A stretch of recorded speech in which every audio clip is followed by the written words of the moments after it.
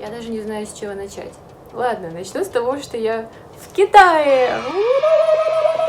Это произошло, ребята. Все-таки я добралась до Китая, до столицы моделинга. По крайней мере, такой ходит слух. Если ты не моделил в Китае, значит, ты не моделил вообще. Это все был детский сад, потому что вот здесь это сердце моделинга. Но обо всем по порядку. Для того, чтобы полететь в Китай, тебе нужно получить зеленый код. Такой зеленый QR-код, который ты получаешь после того, как ты сдаешь антитела IgG, IgM, отсылаешь вот эти вот результаты, которые можно сделать только в 2 местах в Минске, отсылаешь фотографии в посольство, отсылаешь свою фотографию, которую тебе делают там в посольстве с твоим паспортом, и потом тебе типа вот это обрабатывают в посольстве и высылают этот QR-код, который действует только сутки. QR-код этот зеленый мне пришел по дороге в аэропорт. Я приезжаю туда и понимаю, что я такого количества людей, такой очереди в аэропорту никогда в жизни не видела. Ребята, я не могу даже представить, насколько огромный должен быть этот самолет, учитывая, что я отстояла точно такую же очередь, и вот она опять такая же. То есть аэропорт сам пустой, никого нет, естественно, кто не из Беларуси и не в курсе. Над Беларусью сейчас закрыто все воздушное пространство. Нельзя полететь никуда. Закрыта наземная граница точно так же. То есть можно полететь только в Россию. Я думаю, что там было человек 200, и, наверное, человек 150 из них были китайцы. Из них 20 человек белорусов, и человек 10 здесь было моделек. Стояли уже люди, которые проверяли тебя температуру, проверяли твой QR-код, проверяли твои тесты. У меня была вот такая вот кипа бумаг. Проверили. Идем дальше. Уже непосредственно возле самого самолета. Посадка. Китайцы резко начинают переодеваться вот в эти специальные белые костюмы с пластиковыми очками, с масками серьезными. И это не то, что типа, как мы знаете, там, ой, что-то не могу дышать.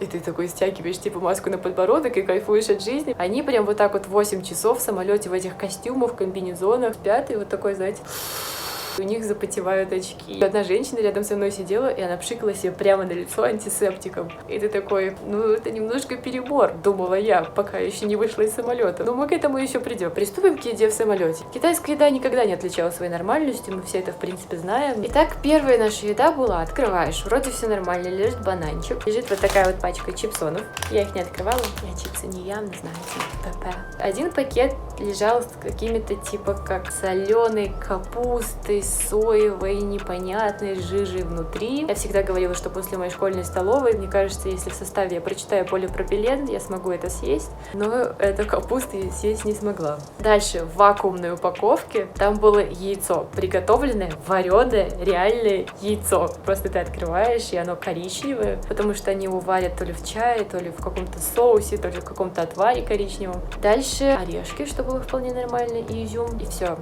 А второй раз, нас же кормили второй раз. Знаете, такое вот консерву с мясом, где еще есть, типа, оно такое розовое, типа, около сырое, законсервировано. И там еще такое, типа, желе, жир. Короче, они взяли этот кусок мяса, положили его в пластиковый пакет в вакуум.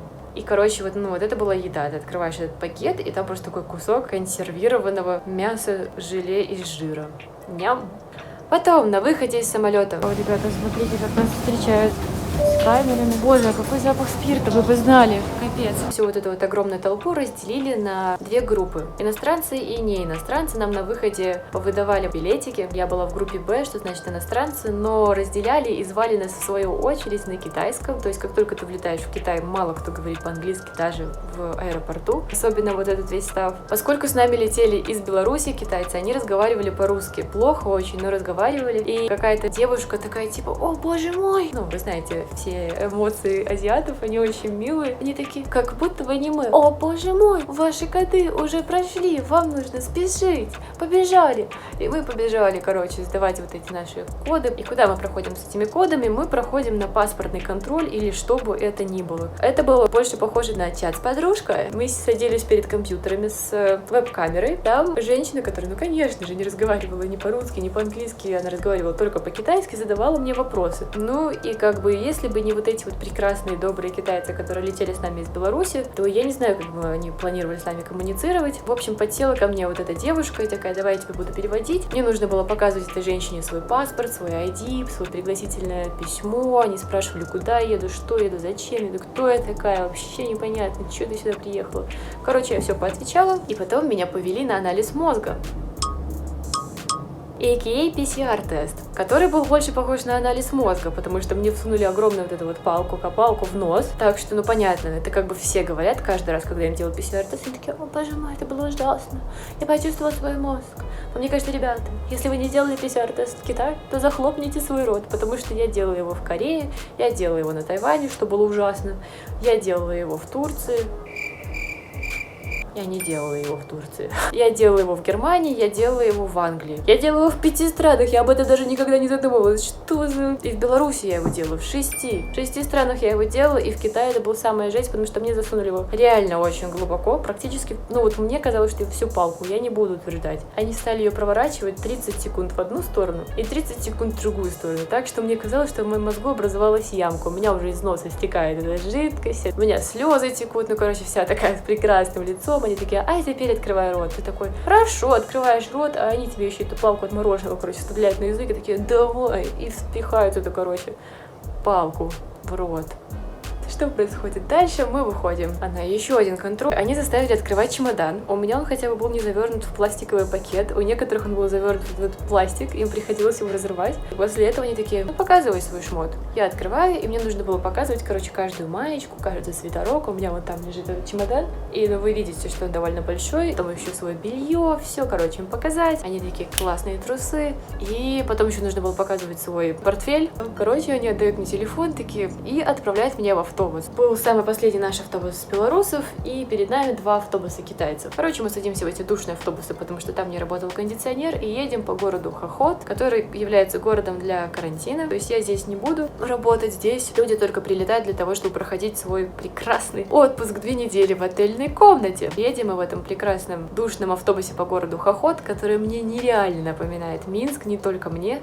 Вот вы знаете район Данамол, да? И насколько я знаю, его, кстати, застройщики китайцы, и вот реально ты едешь по району Данамол просто все время до отеля. Поэтому такая копия Минска 2.0, китайская версия получше. Ехали мы в отель и молились, чтобы он был нормальный, чтобы там был хороший вид хотя бы. И, в общем, мы проезжаем мимо 2-этажного здания, такого вонючего, засценного здания, которое вот окна, короче, смотрят вот прям вот так вот в другое здание. И мы такие: бля, только не останавливайся здесь, только не останавливайся здесь, пожалуйста. Он остановился там. И мы такие: нет! Это оказался не он, мы остановились возле этого здания, чтобы заполнить последние миллионные документы, какие-то бумаги о том, опять, кто мы, что мы, где мы остаемся, какие у нас родители, в какую школу мы ходили. Ну, не совсем такую информацию, но тоже довольно подробную и, мне кажется, немного бесполезную. Заполнили мы ее, выходим из автобуса, здесь нас встречают опять чудесные космонавты, астронавты и вручают нам наш мокрый багаж. И мы такие: а почему наш багаж мокрый? И здесь ответ приходит сам собой, потому что они забирают наши бумажки, берут пылесос, который выплескивает санитайзер, и начинают поливать санитайзером наши бумаги. То есть реально бумага была мокрая насквозь.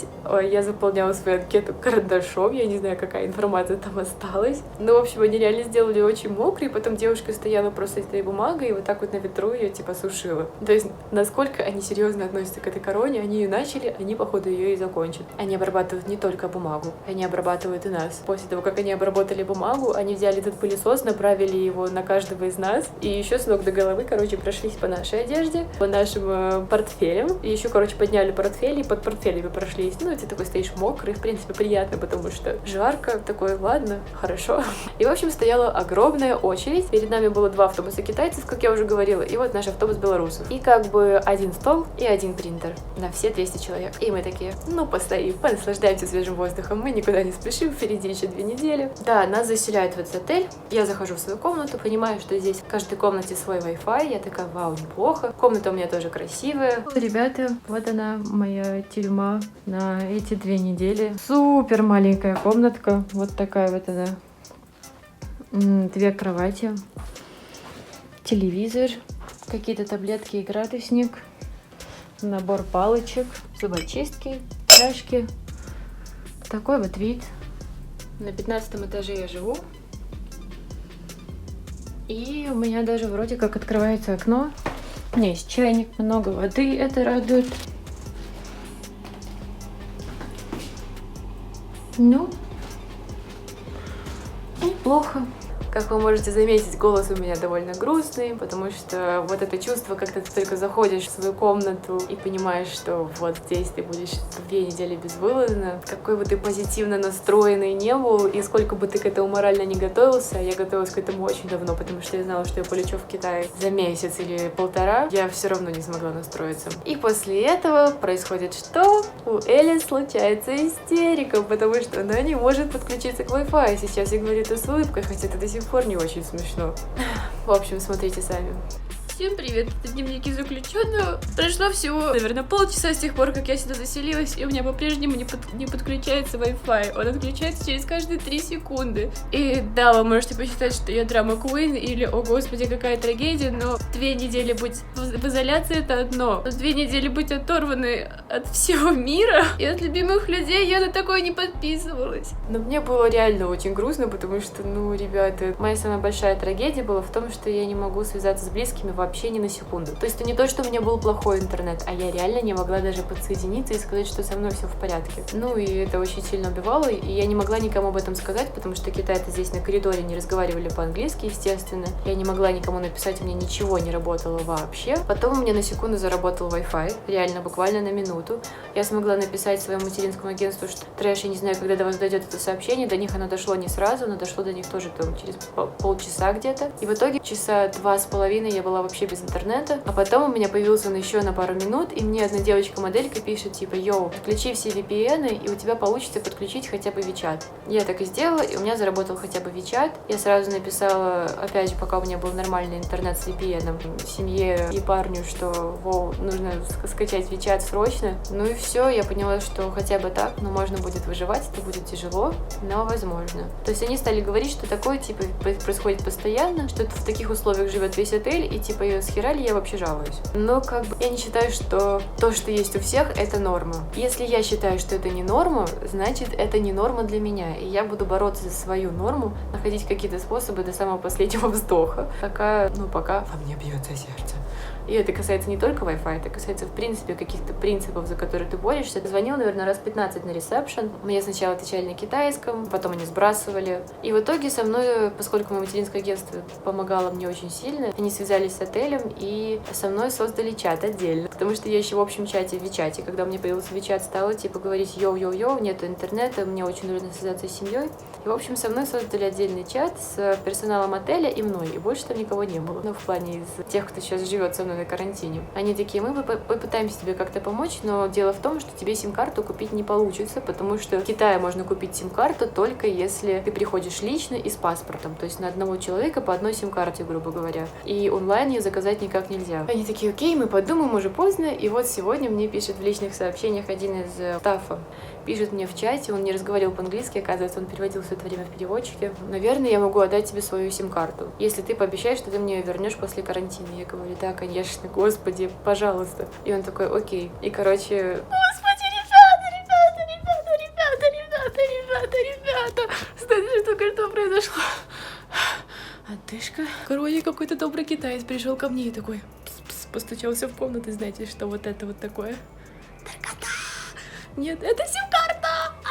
Господи, у кого есть интернет? Я еще не знаю, есть он у меня или нет, но если он работает, я связана с миром. Господи, если это работает, оно в пачке сигарет. Если оно работает, я буду такой счастливой.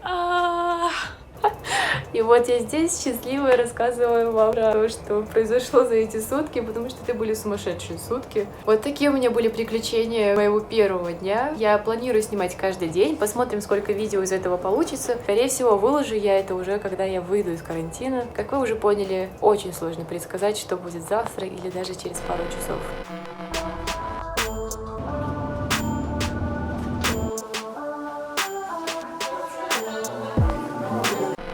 Так что да, увидимся с вами в следующих видео. Вот такое вот было необычное разговорное видео. Начало приключений в Китай. Надеюсь, вам понравилось. Если еще остались какие-то вопросы, задавайте их в комментарии. Ставьте лайки. Такая история уникальная, ребята, ну вы просто обязаны. И да, подписывайтесь на канал. Всем пока!